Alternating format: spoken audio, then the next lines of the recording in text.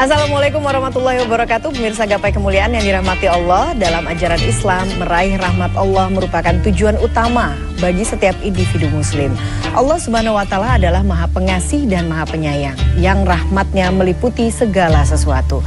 Nah, untuk mencapai rahmatnya, kita perlu berusaha dengan bersungguh-sungguh dalam ibadah dan juga ketaatan. Selain itu, taubat dan istighfar juga harus dilakukan untuk dapat membantu kita dalam membersihkan hati dan berharap semakin dekat dengan rahmat Allah. Nah pemirsa, pada pagi hari ini insya Allah kita akan bersama-sama menuntut ilmu dengan tema bahasan terkait meraih rahmat Allah. Dan seperti biasa, saya tidak sendiri, hari ini sudah hadir bersama saya di studio, ada gurunda kita semua, Kiai Haji Muhammad Faiz. Assalamualaikum Kiai. Waalaikumsalam warahmatullahi wabarakatuh. Apa kabar Kiai? Alhamdulillah baik, sehat. Alhamdulillahirrahmanirrahim. Nah pemirsa, bagi Anda yang memiliki pertanyaan, silakan Anda bisa kirimkan pertanyaan Anda baik berupa pesan teks maupun dalam bentuk video melalui nomor WhatsApp yang tertera di layar kaca. Anda juga berkesempatan untuk bertanya langsung kepada Kiai melalui sambungan Zoom yang nanti secara teknis akan ditentukan oleh tim Gapai Kemuliaan. Baiklah Kiai, kita sering membahas begitu ya, rahmat Allah, tujuan setiap individu muslim di dunia ini adalah untuk meraih rahmat Allah. Jangan-jangan kita juga tidak paham sebetulnya Kiai ini. Betul. Apa itu rahmat Allah? Nah, bagaimana penjabarannya Kiai? Atau mendegradasi Mbak Eva, menafsirkan rahmat Allah itu sesuai dengan selera kita. Kita sering banget kan kalau sedang mendapatkan karunia duniawi, itu seakan-akan mendapatkan rahmat Allah. Tapi ketika kita tidak mendapatkan itu, seolah-olah kita tidak merasa mendapatkan rahmat Allah. Maka benar sekali tadi, untuk memaknai rahmat tadi, kita perlu mengerti apa sebetulnya rahmat. Itu bahasa Arab yang digunakan sebagai bahasa agama di dalam Al-Quran maupun di dalam hadis. Rahmat itu, kata guru saya, itu adalah iradatul khair, keinginan memberikan yang terbaik dari Ar-Rahim yang merahmati, lil marhum kepada yang dirahmati. Jadi kalau saya misalnya Mbak Eva, anak saya masukkan kepada sekolah yang terbaik untuk masa depannya yang baik. Maka itu dalam bahasa Arab, saya sedang merahmati anak saya. Karena saya ingin yang terbaik untuk anak saya. Makanya ketika kita berdoa kepada Allah, kita selalu meminta rahmat Allah.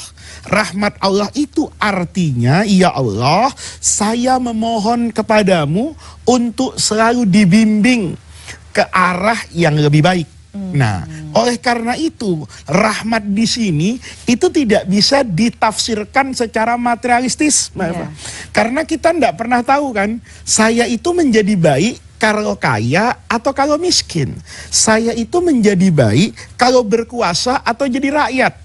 Kan kita sering bertemu tuh, ada orang soleh ketika miskin, kemudian berubah ketika dia kaya. Ada orang yang berteriak tentang keadilan ketika menjadi rakyat, tetapi orang yang sama kemudian berperilaku jauh dari rasa adil dan keadilan ketika dia berkuasa. Nah, oleh karena itu, ketika kita menafsirkan kata-kata rahmat, itu sejatinya adalah mendapatkan kebaikan. Kebaikan itu seperti apa? Itu berbeda-beda dari setiap orang. Itulah sejatinya rahmat Allah. Nah, mengapa kemudian banyak sekali Kiai doa-doa yang memohon rahmat Allah? Nah, ini penting sebetulnya ya Kiai. Iya. Bahkan dulu saya pernah sekali Mbak Evani, saya dulu punya teman ini. Teman saya ini bukan seorang pemuka agama, tapi dia sama dengan saya dulu itu rajin ngaji. Satu ketika beliau ini orang Mesir, saya punya kawan satu lagi orang Kuwait. Ya, 3 nih ngaji ya di satu tempat dulu di Mesir, di Sayyidah Nafisah. Itu ada bercerita tentang rahmat Allah lah. Ya, guru nih bercerita.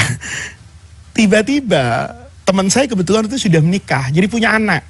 Anaknya nih polos ngomong, kalau orang itu orang soleh, cerita rahmat, kenapa dia miskin ya? Kan mestinya dia bisa berdoa, mendapatkan rahmat Allah, dan mestinya dia merubah nasib dia, kan begitu. Lah ini orang yang kita minta doa sama dia, tapi kok dianya sendiri terlihat susah, gitu loh. Nah, kami bertiga ini tersenyum aja ngelihat kepolosan anak tersebut karena merasa ditampar. Kita sendiri dalam hati sering bertanya begitu. Kalau ini orang soleh dimintain doa, kenapa kadang-kadang rumahnya jelek? Saya punya guru juga ya, Mbak Eva ya, di Timur Tengah itu orang sering dimintain doa, tapi sampai akhir hayatnya nggak punya rumah.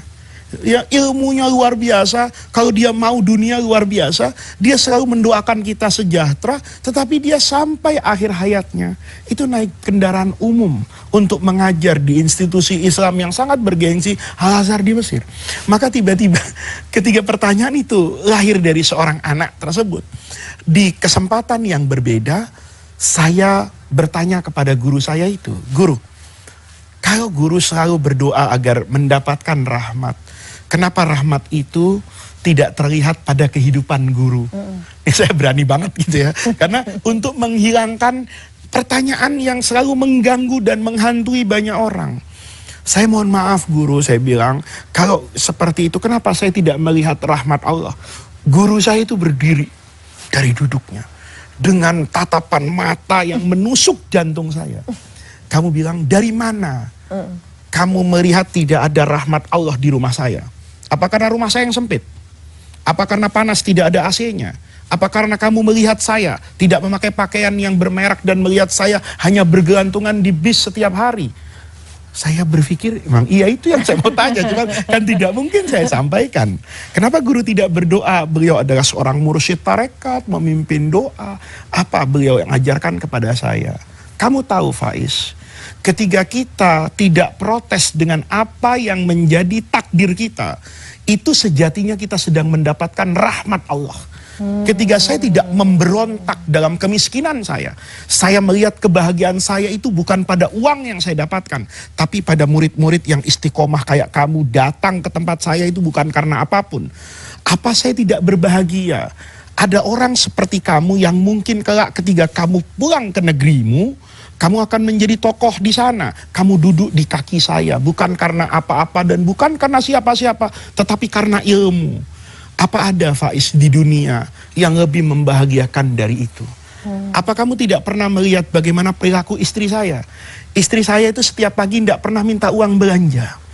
Kalau saya kasih dia belanja, kalau tidak dikasih dia puasa. Pertanyaannya, seandainya perilaku yang seperti ini kita bandingkan dengan aspek keduniawian, itu tidak ada artinya. Artinya apa?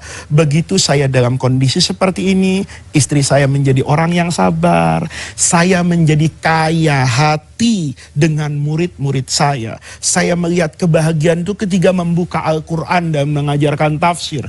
Saya mendapatkan kebahagiaan ketika saya bisa memberi pengertian satu huruf Quran itu kita bahas berhari-hari, itu menjadi kebahagiaan. Berarti Allah iradatul khair kepada saya. Yang kayak begini Mbak Eva, itulah yang menjadikan kita sering menyalahartikan rahmat, dan kita sering menurunkan derajat rahmat Allah hanya kepada sesuatu yang sejatinya belum tentu rahmat Allah, tapi itu adalah hawa nafsu saya. Jadi rahmat Allah itu tidak ada kaitannya dengan hal-hal yang sifatnya duniawi atau materi sebetulnya. 1 miliar rahmat Allah, kalau 100 rupiah azab, kan begitu harian kita. Ini yang kemudian boleh jadi kita mendegradasikan rahmat Allah. Karena ada orang yang menjadi tidak baik karena 1 miliar, ada orang yang istiqomah dalam kebaikan pada 1 rupiah. Ada orang yang kemudian istiqomah kepada Allah dalam 1 triliun, ada orang yang kemudian kafir dan bermaksiat hanya pada 100 rupiah. Itu kemudian tidak ada kamusnya Mbak Eva. Jadi rahmat Allah itu nggak ada contohnya, nggak ada rumusnya. Ya, ada orang yang mendapatkan rahmat Allah dengan cara yang berbeda. Ini saya pernah punya cerita nih Mbak Eva. Ceritanya nih asalnya nggak enak nih. Ada temen tuh tiap hari itu hidupnya baik. Ditanya sama temannya, "Kamu nih subuh-subuh mesti di soft yang pertama, ya apa-apa selalu beres duluan daripada kami. Apa sih rahasianya?" Dijawab sama temannya itu. Kamu tahu nggak? Saya tiap hari itu sholat subuh mesti duluan, apa-apa duluan. Karena istri saya 2. Mbak Eva gak suka nih dengar pertamanya. Ini istrinya 2. Saya waktu itu mikir, apa kaitannya? Tapi saya pikir-pikir bener juga ya. Jadi dia cerita tuh, kalau saya bangun tidur, kamar mandi, anduk, pakaian itu diurus sama istri pertama saya. Begitu saya keluar kamar, itu ada coklat hangat, ada roti bakar, mobil sudah siap dipanaskan ke masjid. Itu urusan istri kedua saya. Saya pikir-pikir benar juga kan. Kalau istrinya 2 kan pekerjaannya terbagi, maka lebih cepat. Nah, ada orang yang kemudian, itu cukup punya asisten aja sih kayaknya. Ada orang yang bilang, jadi caranya untuk dapat rahmat Allah bisa sholat subuh di depan itu istrinya 2. Maka dia menelan mentah-mentah itu. Dia cari perempuan yang mau dimadu, dapat. Dia istrinya 2. Apa yang terjadi? Seminggu teman yang kedua nih, setelah dia beristri 2, dia bukan saja datang lebih awal ke masjid, bahkan dia sudah tinggal di masjid. Kenapa? Karena diusir dari rumah istri tua dan diusir dari rumah istri muda. Ada orang yang bisa istiqomah meraih ibadah itu dengan dia memiliki 2 orang istri. Ada orang yang rumah tangganya menjadi berantakan karena dia memiliki 2 istri. Konsep itu tidak ada kebahagiaan itu hanya pada 2 istri dan tidak berbahagia dengan 1 istri. Itu tidak ada urusan dengan itu. Rahmat Allah itu jangan diatur-atur. Ya, rahmat Allah itu jangan di-downgrade gitu. Nah, ketika kita tahu orang tadi, dia dijadikan oleh Allah itu imam masjid, datang duluan karena istrinya 2. Nah, yang ini sudahlah jadi makmum saja. Istrinya 1, tapi dia berbahagia dengan kemakmumannya. Nah, itu sejatinya adalah rahmat Allah. Baiklah Kiai. Kita akan lanjutkan Kiai, tapi kita akan break terlebih dahulu. Kita akan bahas mengapa kemudian kata rahmat ini sering juga digunakan pada doa untuk orang yang meninggal Kiai. Kita akan bahas sesaat lagi. Jangan kemana-mana, Gapai Kemuliaan akan segera kembali sesaat lagi.